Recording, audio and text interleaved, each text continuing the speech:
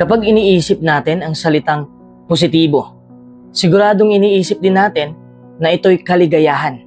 Gayunpaman, ang kaligayahan ay hindi lamang uri ng pagiging positibo. Maraming mga paraan upang maging mas positibo tayo sa buhay. Kahit na nakakaranas ka ng kalungkutan, galit o mga hamon, meron pa rin tayong kakayahan upang pumili ng positibong damdamin. At may paraan din tayo kung paano mag-isip ng tama. Sa katunayan, ang ating emosyon ay literal na binabago ang ating katawan. Marami sa ating mga karanasan sa buhay ay isang resulta kung paano natin binibigyang kahulugan ang nangyari sa ating paligid. Sa halip na pigilan o subukang alisin ang mga negatibong damdamin, pwede nating bigyang kahulugan at tugunan ang mga ito sa ibang paraan. Sanayin mo na pakalmahin ang iyong isipan. Habaan mo ang iyong pasensya at pagtiyagaan mo. Magiging positibo ka rin. Kung gusto mong maging tunay na positibo, simulan mo ito sa sarili mo. Number 1. Tanggapin mo ang iyong sitwasyon. Hindi mo mababago ang iyong pag-iisip kung hindi mo tanggap kung ano ang sitwasyon mo. Kung hindi mo tanggap kung ano ang problema mo. Ang pagtanggap na meron kang mga negatibong iniisip at negatibong damdamin at ang pagtanggap na hindi ka nasiyahan kung paano mo tinutugunan ang mga ito ay makakatulong sa'yo na simulan ang proseso ng pagbabago. Huwag kang magalit sa isip at damdamin mo.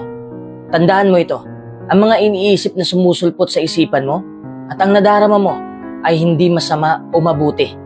Ang mga ito ay isip at damdamin lamang. Ang maaari mong makontrol ay kung paano mo bigyang kahulugan at tugunan ang mga ito. Magiging negatibo lang yon kung mali ang pangunawa mo. Ibig sabihin na ikaw pa rin ang may kontrol. Tanggapin mo rin ang mga bagay tungkol sa iyong sarili na hindi mo mababago.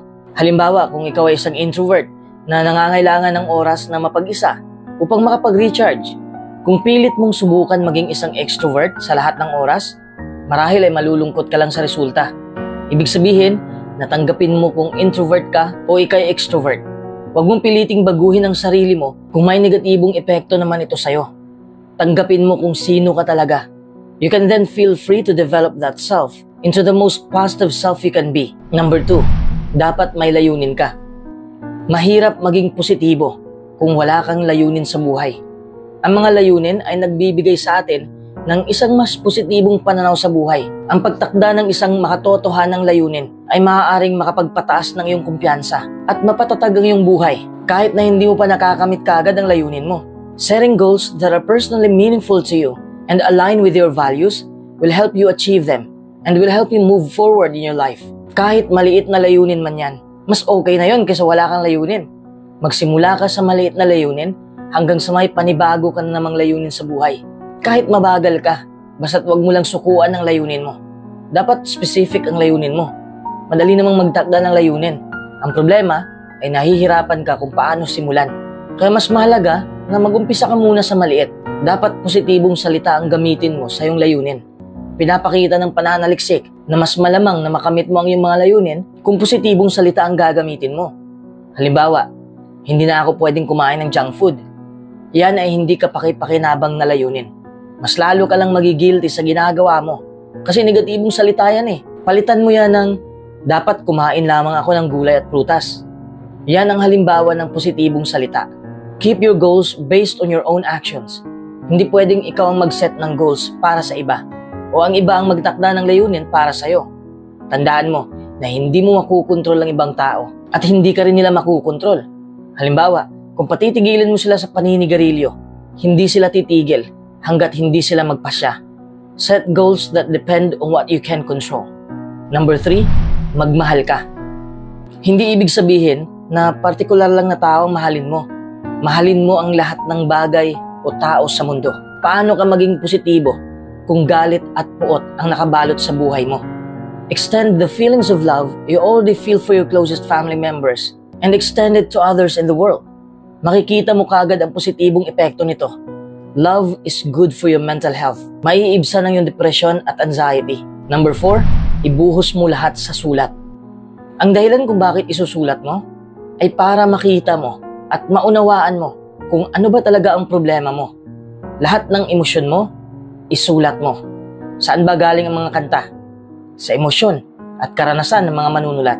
Makakatulong ang pagsusulat na makita ang lahat ng mga emosyonal na karanasan sa bawat araw mo.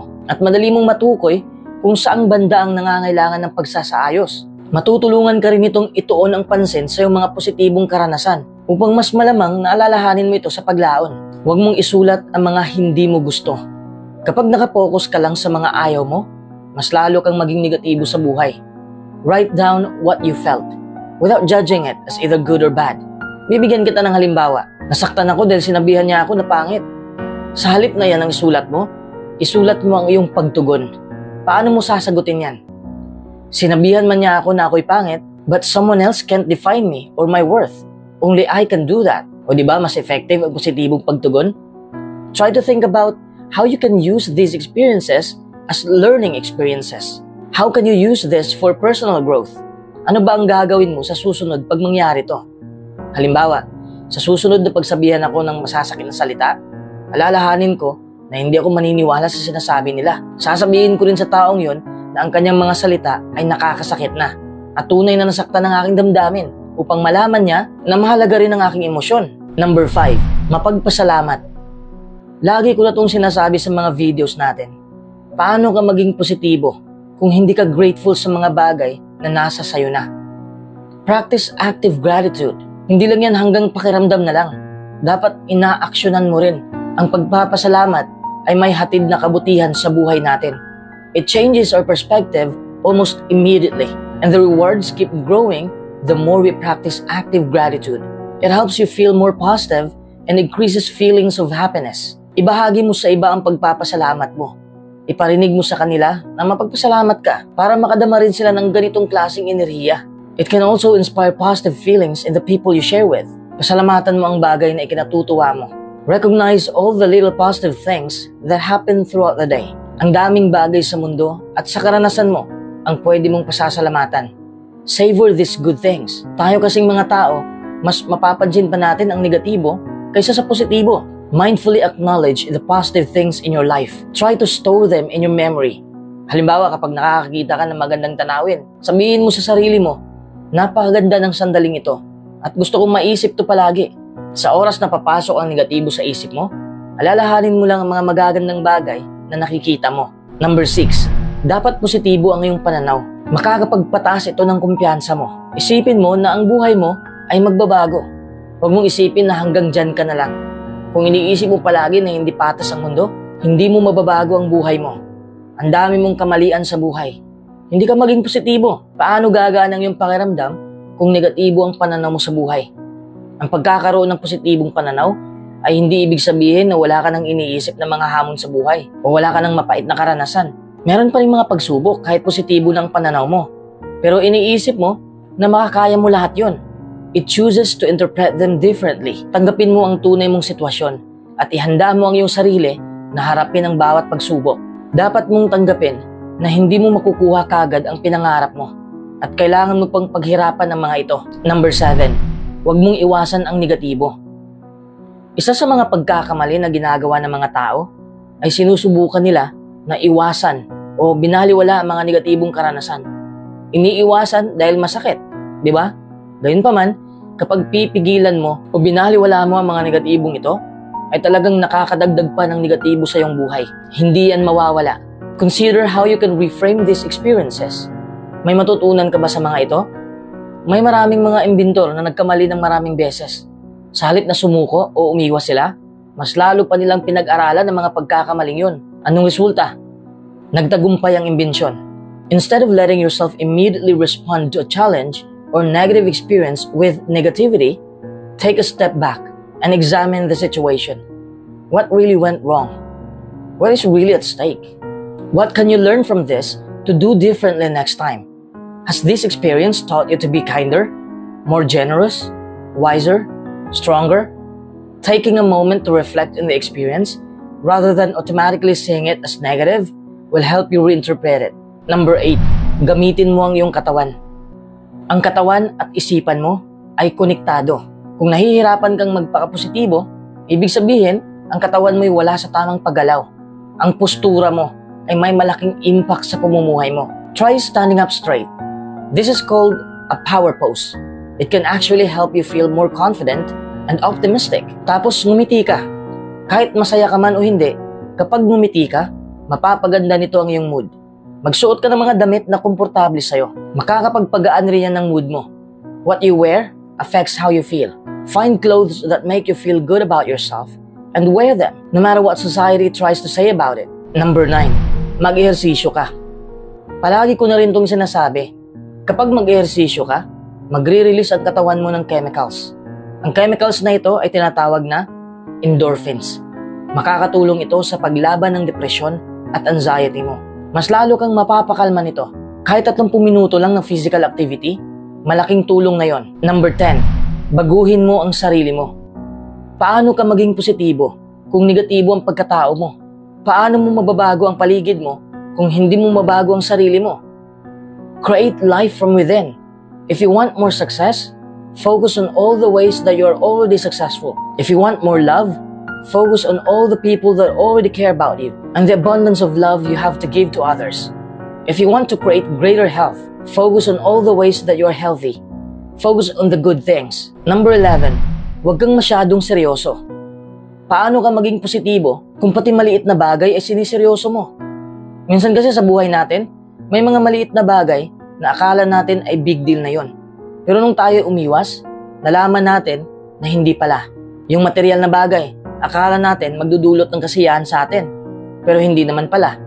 Siniseryoso natin ang mga bagay na wala namang maidudulot na kaligayahang pagmatagalan. We only need 5 basic things to flourish in life. Number 1, positibong emosyon. Number 2, makikipaghalubilo sa mga tao. Number 3, mahalin mo ang iyong kapwa. Number 4, kamtin ang makabuluhang bagay. Number 5, magtagumpay. Pero depende na yan sa'yo kung paano mo yan binigyang kahulugan. Kung hindi mo kasi nakita ang kahulugan ng mga ginagawa mo, hindi ka magiging masaya. Material things really won't make you happy. Number 12, gawin mo ang mga bagay na gusto mo. Simple lang naman to, pero mahirap gawin. Bakit mahirap? Hindi mo kasi alam kung ano ang gusto mong gawin sa buhay. Alam kong abalang-abala ka sa maraming bagay. Sana naman ay may oras ka sa mga bagay para sa sarili mo. When you do something that you love, you are distracted from being sad or negative. Number 13, layuan mo ang negatibong impluensya. Madali lang kasi tayong mahawa sa mga negatibong tao na nakapaligid sa atin. Kung alam mo ang negatibong bagay, dapat layuan mo na kaagad bago ka pa mahawa nito. May malaking impact dito ang mga kaibigan mo. Bad influence ba sila sa buhay mo? Anong desisyon mo? If your friends are always being negative, consider sharing your own positivity process with them. Encourage them to learn ways of being positive too. Kung hindi nila tatanggapin ang positibong pamumuhay na ibinabahagi mo sa kanila, oras na para ikaw na lang ang lumayo. Do only what you feel comfortable with. If you don't feel comfortable doing something, you're likely to feel bad about doing it. That doesn't make for a positive experience. Learning to say no to things you don't want to do can help you feel stronger and more at ease with yourself. Number 14, labanan mo ang negatibong pag-iisip. Hindi ibig sabihin na puwersa mong tanggalin. Hayaan mong pumasok at hayaan mo itong lumabas. Ikaw lang kasi ang pinakakalaban ng sarili mo. You can become your own harshest critics. Each time you encounter a negative thought, take the time to challenge it. Marami kasi tayong negatibong iniisip eh. Hindi ko yan kaya. Napakalaking impact ito sa buhay mo. Kapag kasi sinabi mo kaagad na hindi mo kaya, titigil na rin ang pagkilos mo. Kaya nga wala kang naabot sa buhay dahil iniisip mo palagi na hindi mo kaya at wala nang pagkakataon. If you find that you frequently have negative thoughts about yourself or about other people, make it a habit to find positive things to say about yourself. Alam kong may mahanap kang positibo sa sarili mo. Kung sinabi mong pangit ka, hindi naman siguro buong pagkatao mo pangit, di ba? Kung sinabi mong bobo ka, hindi ka naman siguro bobo sa lahat ng bagay, di ba? There are both positive and negative aspects in most situations. We get to choose which ones we'll focus on. Kung may mga negatibo mang bagay na hindi mo mababago, tanggapin mo yon. Minsan kailangan nating tanggapin na ang buhay ay hindi talaga patas. Ganyan na talaga ang buhay. Hindi natin yan makukontrol. If we waste energy and happiness on the things we can't change, we'll only make ourselves more frustrated. Number 15, huwag kang matakot mabigo. Pabalik-balik ko nang sinabi to. Paano ka maging positibo kung hindi ka pa handang mabigo? Kung hindi ka pa handang tanggapin ang kabiguan? Lahat tayo ay madadapa at magkakamali ng maraming beses. It's about how we get back up again that counts. Kung naghahangad tayo ng tagumpay, tapos hindi rin tayo takot mabigo, may posibilidad na maging positibo tayo sa buhay.